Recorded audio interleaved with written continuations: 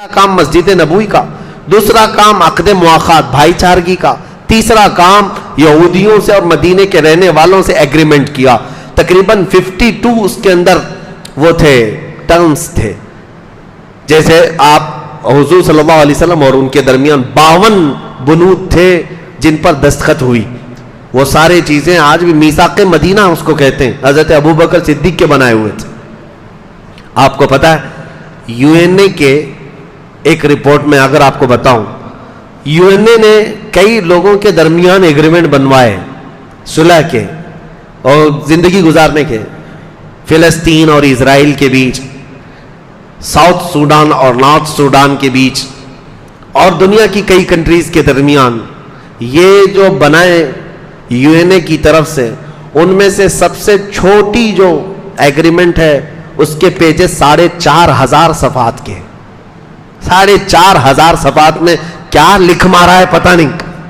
सिद्दीक़ अकबर रज़ी अल्लाह ताला अन्हु ने ऐसा मीसाक बनाया था जो 14 सदियों तक आज तक याद किया जा रहा है, जो सिर्फ 1.5 सफ़े के अंदर मौजूद था।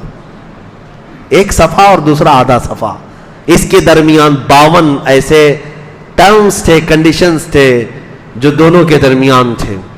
उसमें से मेन चीज ये थी, हम मदीने तैयबा में आए, हम तुम्हें तकलीफ नहीं देंगे, तुम हमें नहीं दोगे, लड़ाइयां हमारी आपस में नहीं होंगी, और कुरैश जब भी हमला करेंगे, मक्का वाले आएंगे तो हम साथ में मिलकर लड़ेंगे, मदीने की हिफाजत तुम्हारे लिए भी हमारे लिए भी है। तुम जिस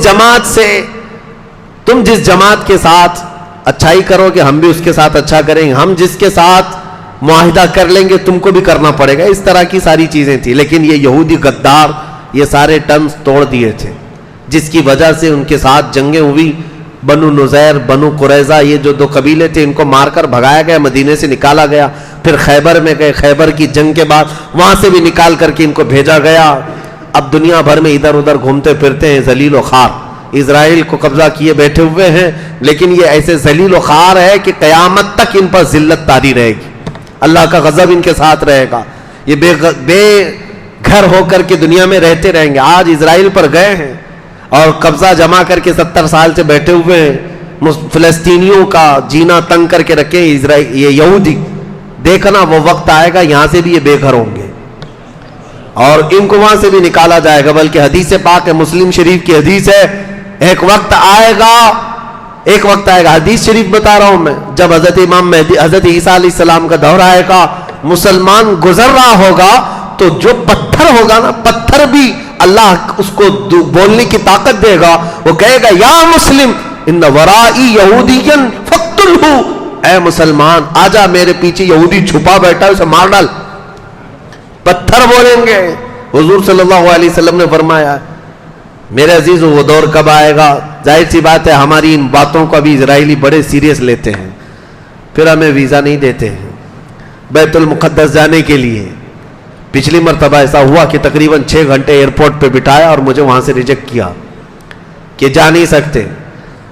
तकरीरें करती हैं, चुभती हैं, जैसी भी होती होंगी, ये अमानत है, हम सुपुर्द करके जाएंगे इंशाअल्लाह। और मेरे आका का फरमान है, सबसे अफजल जिहाद जालिमों के सामने हक बात ऐलानन करना, और हम वो करते रहेंगे इंशाअल्लाह। मैं ये अर्ज कर रहा हूं, हुजूर अकरम सल्लल्लाहु ताला अलैहि वसल्लम ने जब हुकूमत कायम फरमाई, तीसरा मीसाक़े मदीना हो गया, एग्रीमेंट हो गया। अब उसके बाद ये यहूदी ऐसे थे, एग्रीमेंट तो हुजूर के साथ कर रहे थे लेकिन मुनाफिक थे, अंदरूनी तौर पर साजिशें रचते।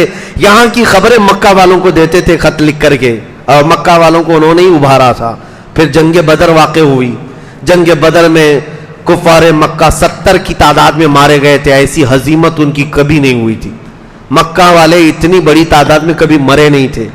हुजूर सल्लल्लाहु ताला अलैहि वसल्लम के उन सहाबा के हाथ मारे गए थे जिन सहाबा को उन्होंने मक्का से निकाला था, मक्का से बेघर किया था। यहां तक कि वो उमैया जो हजरत बिलाल का आका था, उसको हजरत बिलाल ने मारा है। वक्त बदलता है, तिलकल अय्यामु नुदाविलुहा बैनन नास। अल्लाह फरमाता है ये दिन है, हम लोगों के दरमियान फेर करके ले आते हैं। आज का बादशाह कल का फकीर, और आज का फकीर कल का बादशाह, ये नामुमकिनात में से नहीं है। उस जंगे बद्र में जो मारे गए थे, सिर्फ 70 काफिर ही नहीं, कुफ्र मारा गया, अबू जहल मरा है उसमें, عتبہ مرا ہے, شیبہ مرا ہے. ہاں اس کی آپ کو بتاؤں, جنگ بدر میں بڑے بڑے سردار مارے گئے تھے. اس کا غم ایسا تھا مکہ والوں کو کہ 2 سال روتے تھے, 2 سال تک مرثیے پڑھتے, اشعار پڑھ پڑھ کر کے روتے تھے. اور اسی غم میں ابو لہب مر گیا جو جنگ میں آیا نہیں تھا. کہا کہ یہ بڑی بے عزتی کی بات ہے, محمد اور ان کے پروانوں کو ہم جس طرح یہاں آسانی سے مارتے تھے, ایسی طاقت ان کے پاس آئی کیسے کہ ہمارے 70 مار گرائے. اور پھر 70 مارے ہی نہیں بلکہ 70 کو گرفتار کر کے مدینہ بھی لے گئے, قیدی بھی بنائے. یہ آسان بات نہیں تھی. تو یہ چرچا پورے عرب میں پھیل گیا تھا کہ بدر میں انہوں نے تو ان کے چھکے چھڑا دیے, ختم کر دیا ان کے طاقت کو, ان کے رعونت کو, ان کے رعب و دبدبے کو. اس کے بعد پھر جنگ احد ہوئی, پھر جنگ خندق ہوئی, جنگیں ہونے لگی مکہ والوں کے درمیان, مدینے والوں کے درمیان. 6 سال کنٹینیو چلتی رہی. پھر رسول پاک صلی اللہ علیہ وسلم 1400 صحابہ کے ساتھ عمرہ کے لیے گئے تھے, عمرہ آنے سے انہوں نے روک دیا. اب حکومت قائم ہے. نبی پاک صلی اللہ تعالیٰ علیہ وسلم کے صحابہ کی تعداد دن بدن بڑھتی جا رہی. 6 ہجری میں حضور عمرہ کے لیے گئے لیکن عمرہ کرنے نہیں دیا, اور وہاں سے صلح ہو گئی مکہ والوں کے درمیان اور مدینے والوں کے درمیان, جس کو صلح حدیبیہ کہتے ہیں. اس کے بھی ایگریمنٹ لکھے گئے تھے. ایگریمنٹ اگرچہ بظاہر مکہ والوں کی حمایت میں تھے, مدینے والوں کی نہیں تھے. حضور نے پھر بھی اس پر دستخط فرمائے, اس کو اوکے کیا, جاری فرمایا. لیکن حضور صلی اللہ تعالیٰ علیہ وسلم واپس جب تشریف لائے حدیبیہ سے 6 ہجری کے بعد, 6 ہجری گزر چکی ہے, 6 سال گزرے مدینے میں حضور کے. اب رسول کریم صلی اللہ علیہ وسلم نے بادشاہوں کے پاس خط بھیجنے شروع کیے. 12 صحابہ منتخب کیے. ان 12 صحابہ کو الگ الگ ملکوں میں, ایک ایران کا بادشاہ جو اس وقت کسرا تھا, کسرا کے پاس خط بھیجا. شاہ مقوقس جو مصر کا بادشاہ تھا اس کے پاس بھیجا. روم کا بادشاہ تھا عظیم ہرقل, اس کے پاس بھیجا. نجاشی جو ایتھوپیا کا بادشاہ تھا اس کے پاس بھیجا. بحرین کا جو بادشاہ تھا اس کے پاس خط بھیجا. کئی بادشاہوں نے احترام کیا, کچھ بادشاہوں نے حضور صلی اللہ تعالیٰ علیہ وسلم کے خط کی بے احترامی کی, بے عزتی کی. یہ سلسلہ چلتا رہا. لیکن مکہ والوں کو عجیب بات ہے, میں ایک بات بتاتا ہوں. جب مکہ سے ہجرت کر کے مدینے آئے تھے تو قرآن کی آیتیں نازل ہو رہی تھی. الف لام میم غلبت الروم, یہ 21ویں پارے میں. روم اس وقت کا سپر پاور ہے, اور قرآن میں آ رہا ہے کہ رومیوں کو شکست ہو جائے گی, جبکہ سپر پاور کے لیے کہہ رہا ہے. اور صحابہ کا یقین ایسا تھا, قرآن میں آ گیا ہے, ہونا ہے. یہ بادیہ نشین صحابہ, بغیر چپل کے چلنے والے, پیوند لگے کپڑے, کھجور کی گٹلیاں چوس کر دن گزارنے والے, جب چلتے پھرتے کہتے تھے کہ ہم روم کو شکست دے دیں گے, روم کو مار گرائیں گے, ختم ہو جائیں گے. مکہ والے ٹھٹا مار کر کے ہنستے تھے, کہا مارتے تھے, دیکھو ان کی شکلیں, یہ دیہات کے رہنے والے, اور کس سے پنگا لیں گے, کس سے مقابلہ کریں گے؟ روم سے. لاکھوں کی فوج جن کی ہے, آدھی دنیا پر سلطنت ان کی ہے. لیکن صحابہ کہتے تھے وہ وقت بھی آئے گا, وہ وقت بھی آئے گا. مکہ والے مذاق میں اڑاتے تھے. لیکن جب بدر ہو گیا, بدر کے میدان میں مکہ والوں نے دیکھا تو تھوڑا کھٹک گئے کہ یہ جو بولتے تھے کہیں سچ تو نہیں ہو جائے گا. یہ جو بولتے تھے روم تک پہنچیں گے. میاں روم کی حکومت ایسی آج کے دور میں جیسے امریکہ ہو, یو ایس اے ہو, سپر پاور کی حیثیت سے دادا گیری پوری دنیا میں کرتا ہے, یا پھر رشیا کی حیثیت, جس کو چاہو مارتے رہو, دہشت گرد کبھی نہیں بنیں گے. یوکرین کو مار مار کر کے دھول میں ملا دیا, لیکن کوئی نہیں کہتا کہ وہ آتنکوادی ہے. اتنے بم ڈال دیے, لیکن اگر وہی چاقو لے کر کے بھی کوئی مسلمان دکھتا تو آتنکوادی ہوتا. میرے عزیزوں, یہ دگلی پالیسی دنیا میں صرف اس لیے ہے کہ دنیا صرف طاقت کی زبان جانتی ہے. جو دادا ہے وہ 1000 گناہ کر لے کچھ بھی نہیں ہے, وہ پاک سمجھا جاتا ہے. اسی طرح سے اس وقت روم کی حکومت تھی, رومن امپائر, کوئی کچھ نہیں کہتا تھا. اور صحابہ پیوند لگے کپڑے پہنے ہوئے کہتے ہیں روم کو شکست دے دیں گے. میں سوچتا ہوں کیسا یقین تھا اور کیسا جذبہ تھا. آج دنیا میں لوگوں سے کہیں تو کہتے مولانا اتنی بڑی بڑی باتیں مت کرو, ہم تو مائنورٹی میں, کیا کر لیں گے ہم یہاں پہ, ہم چھوٹی تعداد میں, بڑی باتیں مت کریں, حالات صحیح نہیں ہیں. میں پوچھتا ہوں وہ 313 کی تعداد میں تھے لیکن روم سے لڑنے کی باتیں کرتے تھے, مقابلہ کرنے کی باتیں کرتے تھے. اسی لیے شاعر نے سچ کہا ہے, آج بھی ہو جو ابراہیم سا ایمان پیدا, آگ کر سکتی ہے انداز گلستان پیدا. ایمان تو رکھو میرے عزیزو, یقین تو رکھو. اس کے بعد بدر ہو گئی, خندق ہو گئی, احد ہو گئی, اب حدیبیہ میں صلح ہو گئی, جنگ بندی ہو گئی, ختم, جنگ ختم ہو گئی. مکہ والے مدینے والے لڑتے نہیں تھے ابھی, لیکن یہ ایگریمنٹ کب تک چلنے والا ہے؟ 1 سال نہیں چلا, مکہ والوں نے خود ہی توڑ دیا. کیونکہ اس ایگریمنٹ میں ایک شرط یہ تھی کہ جو حلیف جماعت یعنی پارٹنر, مدینے والوں کی پارٹنر جماعت تھی بنو خزاعہ جو مکہ کے اطراف میں رہتے تھے, اور مکہ والوں کی پارٹنر تھی ایک بنو بکر جو قبیلے تھے. اختیار تھا جو جس کا پارٹنر بننا چاہے بن جائے.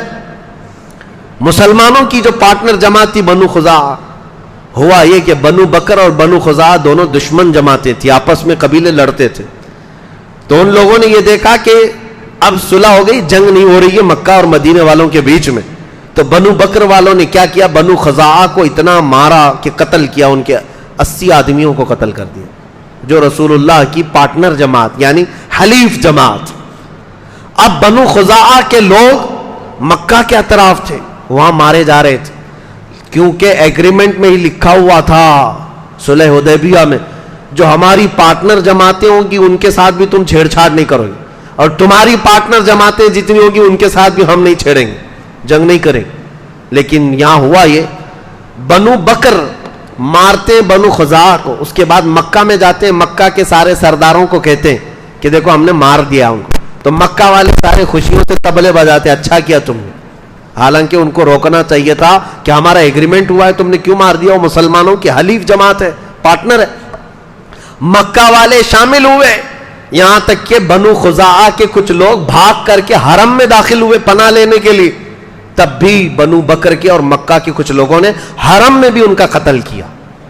حرم میں جب کسی کا قتل نہیں ہوتا تھا, اتنا بڑا واقعہ ہوا. سنو اب حدیث پاک. حضرت ام سلمہ فرماتی ہیں حضور صلی اللہ تعالی علیہ وسلم وضو فرما رہے تھے میرے گھر میں, شام کا وقت تھا, اچانک وضو کا لوٹا چھوڑ دیا اور کھڑے ہو کر کے حضور نے فرمایا لبیک لبیک لبیک, 3 مرتبہ فرمایا, اور اس کے بعد فرماتے ہیں نصرت نصرت نصرت. ام سلمہ کہتی ہیں یا رسول اللہ صلی اللہ علیہ وسلم کیا بات ہے؟ حضور فرماتے ہیں ہماری حلیف جماعت بنو خزاعہ پر بنو بکر نے حملہ کیا ہے اور ان کے آدمیوں کو قتل کیا ہے, اور بنو خزاعہ اپنے قبیلے سے مجھے مدد کے لیے پکار رہے ہیں, تو میں نے یہی سے لبیک کا نعرہ لگایا ہے. یہ میرے آقا نے فرمایا, یہ حدیث میں موجود ہے. حضور وہاں سے لبیک کہہ رہے ہیں, ہاں میں حاضر ہوں, میں حاضر ہوں, میں حاضر ہوں. عزیزان گرامی, اسی لیے بریلی والے اپنے پیٹ سے کوئی عقیدہ نہیں کرتے, وہ صحابہ کا مسلک تھا جو امام اہل سنت اعلی حضرت کا مسلک ہے. ہم یہاں سے پکارے, وہ وہاں سے سنے, مصطفیٰ کی سماعت پہ یہ ہمارا عقیدہ الحمدللہ صحابہ کا ہے. بنو خزاعہ کی مدد کے لیے حضور کھڑے ہوئے اور صحابہ سے کہا دیکھو ایگریمنٹ ٹوٹ گیا, انہوں نے ہماری حلیف جماعت کو مار دیا ہے.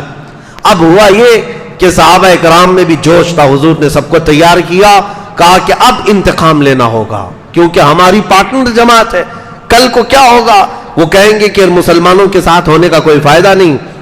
حضور صلی اللہ تعالی علیہ وسلم نے جیسے ہی اعلان فرمایا, صحابہ جمع ہو گئے, کتنے 10,000 کی تعداد میں. اب یہ 7ویں ہجری ہے, 10,000 کی تعداد میں صحابہ جو جمع ہوئے, مکہ والوں میں کھلبلی مچ گئی کہ اب کیا ہو گیا. انہوں نے کہا یہ تو غلط ہو گیا, نہیں ہونا چاہیے تھا, ایگریمنٹ ٹوٹ گیا ہے, یہ بنو خزاعہ کو مارا گیا, اچھا نہیں ہے. سارے لوگوں نے کہا ایک کام کرو, جاؤ محمد صلی اللہ تعالی علیہ وسلم سے, نہیں بلکہ حضور صلی اللہ علیہ وسلم نے اپنے ایک صحابی کو بھیجا, کہا کہ ابھی بھی موقع دیتے ہیں, 3 شرطیں رکھو ان کے پاس, جا کر کے کہ بنو بکر جنہوں نے مارا ہے, جتنے لوگوں کو مارا اتنے ان کی جماعت کے لوگوں کو قتل کیا جائے گا, خون بہا اس کو کہتے ہیں, دیت قصاص. یہ ایک شرط یہ ہے, جتنے لوگوں نے ہماری پارٹنر جماعت کو مارا ہے اتنے تمہارے بھی مارے جائیں گے. دوسری شرط یہ ہے مکہ والے تم اعلان کر دو آج کے بعد سے بنو بکر تمہاری حلیف جماعت نہیں ہے, تمہاری پارٹنر نہیں. یا تو تیسرا یہ اعلان کر دو کہ جو ایگریمنٹ صلح حدیبیہ میں ہوا ہے وہ ختم ہو گیا. حضور کے ایک قاصد صحابی مکہ آئے, ان لوگوں سے کہا کہ 3 شرطیں رسول اللہ نے بیان کی. مکہ والوں نے ٹھٹا مار کر کے کہا تینوں بھی منظور نہیں ہمیں, نہ ہم کسی کے خون کا بدلہ دیں گے, نہ ہم اپنی پارٹنر جماعت کا ساتھ چھوڑیں گے, اور اگر تم یہ کہتے ہو ایگریمنٹ ہے یا نہیں ہے, جاؤ بول دو کہ ایگریمنٹ ختم ہو گیا. غرور میں تھے, ایسے گھمنڈ میں تھے. صحابی رسول واپس آئے, حضور سے کہا یا رسول اللہ صلی اللہ علیہ وسلم, انہوں نے دونوں شرطیں نامنظور کی اور کہا ایگریمنٹ ٹوٹ گیا, ختم ہو گیا. حضور نے فرمایا چلو اب چلتے ہیں مکہ, یہ فتح مکہ کے راستے ہیں. یہاں سے اب اسلام کی وہ نشر و اشاعت جہاں سے میرے آقا ہجرت کر کے گئے تھے واپس اس وطن آنے والے ہیں. جیسے ہی انہوں نے اعلان کیا ایگریمنٹ ٹوٹ گیا ہے, حضور پاک صلی اللہ علیہ وسلم نے صحابہ کو اعلان کیا تو صحابہ جوش و خروش میں جمع ہوئے. اب یہ نقل و حرکت مکہ والوں کو پہنچی, مکہ والوں میں کھلبلی مچی. کہا ایسا نہ ہو, ایگریمنٹ کو دوبارہ رینیو کیا جائے, تجدید کی جائے. غلطی سے ہم نے کہہ دیا تھا ٹوٹ گیا, نہیں ابھی نہیں ٹوٹا ہے, اس کو رینیو کیا جائے. اور اپنے سردار ابو سفیان کو بھیجا کہ جاؤ مدینے میں جا کر کے بات کرو کہ ہم ایگریمنٹ رینیو کرنے آئے. جب وہ مدینے میں آئے ابو سفیان, رسول اللہ صلی اللہ علیہ وسلم نے بات ہی نہیں کی, حضور نے بات ہی نہیں کی ابو سفیان سے. اب وہ حضرت ابو بکر کے پاس جائے, حضرت علی کے پاس جائے, حضرت عمر کے پاس جائے, کہ جاؤ حضور سے کچھ سفارش کر دو, میں ایگریمنٹ رینیو کرنے آیا ہوں, جنگ نہیں چاہیے, صلح ہی پر چلیں گے. کسی صحابی نے اس کو منہ نہیں لگایا, یہاں تک کہ تنگ آ کر ابو سفیان اپنی بیٹی کے گھر آئے. ان کی بیٹی کون ہے؟ ام حبیبہ, حضور کی زوجہ ہے, رسول اللہ صلی اللہ علیہ وسلم کی زوجہ ہے. ابو سفیان کہتے ہیں یہ بعد میں اسلام لائے. تھک ہار کر کے اپنی بیٹی کے گھر گئے, ہو سکتا ہے رسول اللہ کی بیوی ہے میری بیٹی, اس کے ذریعے سے بات پہنچا دوں, حضور مان جائیں گے, اپنی بیوی کی بات تو رکھیں گے. تو ابو سفیان گھر گئے, ام حبیبہ کے گھر. کمال ہے اس خاتون ام المومنین کی, وہ وفا شعاری میرے مصطفیٰ سے, باپ کافر ہے, مصطفیٰ کریم کی زوجیت میں رہنے والی, ہم کروڑوں مومنوں کی ماں, سلام ان کی تربت پر. گھر میں ابو سفیان جیسے ہی داخل ہوئے, باپ آیا ہے بیٹی کے لیے, کئی برسوں کے بعد آیا ہے. جیسی آئے بستر بچھا ہوا تھا, ام حبیبہ رضی اللہ تعالیٰ عنہ نے دیکھا ابو سفیان آیا ہے گھر کے اندر, فوراً بستر کو کھینچ لیا, لپیٹ کر کے دوسری طرف کیا. ابو سفیان نے کہا بیٹھ جاؤں, کہا بیٹھنا ہے تو بیٹھ سکتے ہو, کہا بستر تو رکھتے, چادر تو رکھتے. ام حبیبہ نے کہا قسم رب ذوالجلال کی, اس بستر پر میں کسی ناپاک کو بیٹھنے نہیں دے سکتی, اس لیے کہ رسول اللہ کا بستر پاک ہے, جس پر میرے آقا بیٹھتے ہیں میں کسی ناپاک کو اس پر بیٹھنے نہیں دے سکتی. یہ کیسا کمال کا ایمان تھا, بیٹی اپنے باپ کو رسول اللہ کے بستر پر آنے نہیں دینا چاہتی. آج لوگ ہم سے یہ پوچھتے ہیں کہ آپ اس طرح کے بھید بھاؤ کرتے ہیں, فلاں سے مت ملو, ان سے نہ ملو. میرے عزیزوں, ہماری محبت رسول اللہ کے رشتے سے ہے, ہماری دشمنی بھی رسول اللہ کے رشتوں سے جو انجام ہے اسی سے ہے. اسی کو بات رکھو, یہ ہمارا پیدا کیا ہوا مسلک نہیں ہے. حضرت ام حبیبہ نے اپنے باپ کا بھی خیال نہیں کیا. اگر میرے رسول کا نہیں ہے تو نہ میرے گھر کا ہے نہ میرا باپ ہے. یہ عقیدہ ہماری ماں سے ملا ہوا, ام المومنین سے ملا ہوا. ابو سفیان جو یہ خیال لے کر کے آئے کہ بیوی کی بات رسول اللہ مان لیں گے, یہاں سے سفارش ہوگی. ابو سفیان کہتے ہیں اس عورت کو میں کیا بتاؤں, کیا سفارش کروں جو بیٹھنے کے لیے مجھے بستر بھی رکھنا نہیں چاہتی, چادر بھی نہیں بچھاتی. بہت مایوس ہو کر واپس مکہ لوٹ آئے. ابو سفیان واپس آئے, لیکن صحابہ میں سے کچھ صحابہ نے کہا ایک کام کرو ابو سفیان, تم یہاں کھڑے ہو کر کے ایسے اعلان کر کے چلے جاؤ کہ میں نے پھر سے رینیو کر دیا ہے ایگریمنٹ کو. وہ کھڑے ہو کر کے مسجد نبوی کے پاس زور زور سے اعلان کر کے گئے. تو اس کا کیا اثر ہوگا؟ کسی نے ہاں کہا, لبیک کہا, حضور نے اس پر منظوری دی نہیں.